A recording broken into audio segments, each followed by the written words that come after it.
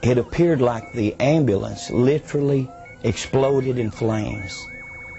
I thought it had actually blown up. It filled with smoke, and immediately I was moving through that smoke as if through a tunnel. And after some period of time coming out of the smoke and out of the darkness, I began to hear the voices of a multitude of people screaming and groaning and crying. But as I looked down, the sensation was looking down upon a volcanic opening and seeing fire and smoke and people inside of this burning place screaming and crying. They were burning, but they weren't burning up. They weren't being consumed. And then the sensation of moving downward into this.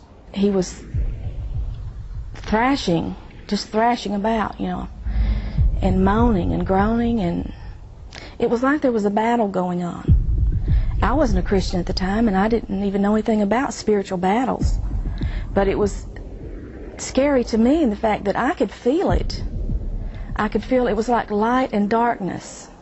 It was like he was fighting against something. And I didn't know what, but now I know, you know, he was seeing the vision of hell.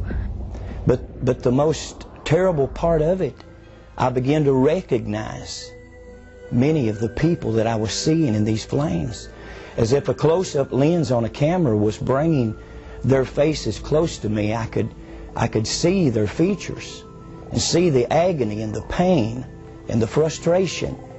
And a number of them began to call my name and said, "Ronnie, don't come to this place.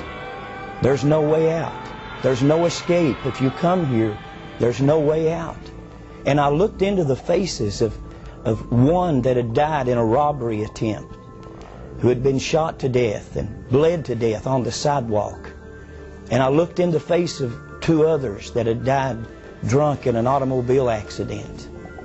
And I looked into the face of others that had died of drug overdoses, that we had partied together, and the agony and the pain. But I believe the most painful part of it was the loneliness. And the depression was so heavy that there was no hope.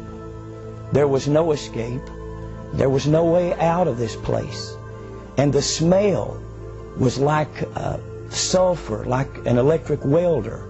And the stench was terrible. And as I looked at this, I had seen people killed.